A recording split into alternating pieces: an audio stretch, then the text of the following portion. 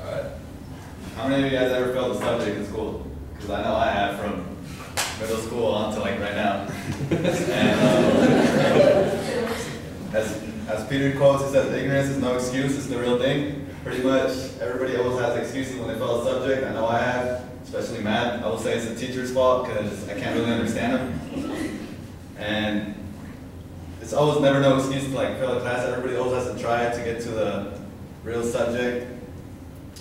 And I've failed so many subjects, I can't even count, from bio, math, science, life science. And I always had excuses for everything. When my mom like sees my report card when I was in like middle school, I always gave her excuses like, because they used to show the comments back in elementary too, like why you failed the subject. And I just give her like some lame excuse, like I didn't try, or I had better things to do, like to go out. And pretty much everybody needs like education in life to like get successful, what you need to do, but everybody else throws excuses at it. And I agree with Peter that it's always like no excuse, because in the end that's like the key to life, to just like go out and do what you want to do in life. That's it.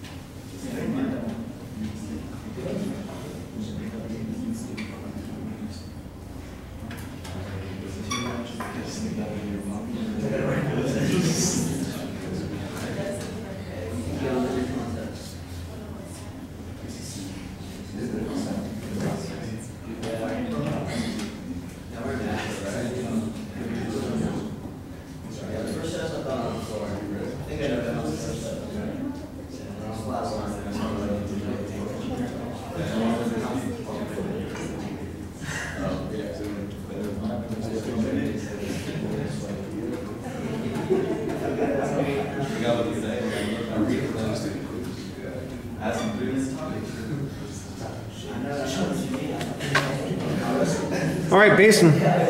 I think you've got a nice, cheerful approach in the introduction. I think you actually start off pretty confidently, and you kind of have a point of view that you're going to go with. So I think that that's relatively clear. You need to structure the content more so that you know where you're going to go once you've kind of launched yourself. You've got the launch going, but you haven't given yourself a direction, and you need to give yourself a little bit more direction.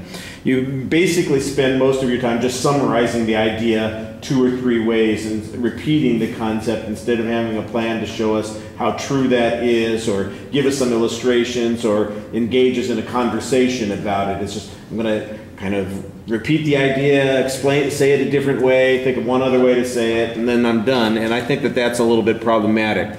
All right, and that's why it doesn't really develop much as a speech. You're done in 1 minute and 20 seconds, so there's plenty of time for you to add some more personality to it, which I think you do. I mean, you've got a good opening, you're talking about personal experience, and you can use those personal experiences to add to the speech, but you rush through them and it just feels like it never gets a chance to develop.